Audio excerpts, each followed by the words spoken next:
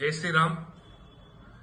ఈరోజు బక్రీద్ పండుగను పురస్కరించుకొని గోవులను విచ్చలవిడిగా వధించేందుకు అటు ఛత్తీస్గఢ్ నుంచి మొదలుకుంటే, విజయవాడ నుంచి మొదలుకుంటే, కర్ణాటక నుంచి, రకరకాల ప్రాంతాల నుంచి తెలంగాణ రాష్ట్రానికి, ముఖ్యంగా భాగ్యనగర్కు వేల సంఖ్యలో గోవులు తరలి వస్తా ఉన్నాయి.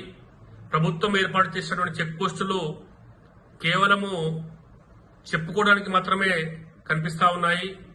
ముఖ్యంగా ఈరోజు మెదక్ పట్టణంలో జరుగుతున్నటువంటి అల్లర్ల విషయం చూసుకుంటే, ఈ రాష్ట్ర ప్రభుత్వము, పోలీసులు కక్షగట్టి ఈ గో ప్రేమికులపైన, బజరంగ్ దళ్, విశ్వ హిందూ పరిషత్ కార్యకర్తలపైన హత్యాయత్నం జరుగుతా ఉంది. ముస్లింలు కత్తులు తీసుకుని స్వైర విహారం చేస్తుంటే మారణాయుధాలతో, పదునైనటువంటి కత్తులతో దాడి చేస్తూ హత్యాయత్నం చేస్తున్నప్పటికీ ఇప్పటికీ వాళ్ళను అరెస్టు చేయకపోవడము దుర్మార్గము.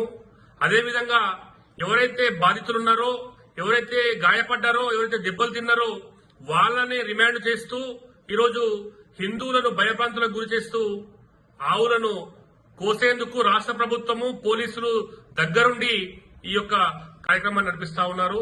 ఇది ముమ్మాటికి ద్రోహము. గోహత్య నిషేధ చట్టం అమలు చేయాల్సినటువంటి పోలీసులే దాన్ని ఉల్లంఘిస్తూ ఈరోజు ఓటు బ్యాంకు రాజకీయాల కోసము, ఒక వర్గం మెప్పు కోసము, ముస్లింల మెప్పు కోసము, హిందువుల యొక్క పరమ పవిత్రమైనటువంటి ఆరాధ్య దైవంగా పూజించేటటువంటి గోవును వధిస్తూ, రెచ్చగొట్టేటటువంటి కవ్వింపు చర్యలకు పాల్పడుతున్నటువంటి మూకలను వదిలేస్తూ హిందువులను భయపెడుతున్న సంఘటన ఈ రాష్ట్ర ప్రభుత్వం చేస్తా ఉంది. ఇది తగదని చెప్పేసి విశ్వ హిందూ పరిషత్ హెచ్చరిస్తా ఉంది. వెంబడే ఈ రోజు రాత్రి మొత్తం కూడా ఎక్కడైతే సమస్యాత్మక ప్రాంతాలున్నాయో వాళ్ళని మొత్తం కూడా జల్లెడ పట్టి కట్టేసినటువంటి ఆవులను విడుదల చేసి, మదరసాలు కావచ్చు, మసీదులు కావచ్చు, వాళ్ళ యొక్క ఏరియాలలో ఇప్పటికే చాలా వేల సంఖ్యలో ఆవులు కోసేందుకు సిద్ధంగా ఉన్నాయి. వాటిని పోలీసులు వెంబడే విడుదల చేయాలి.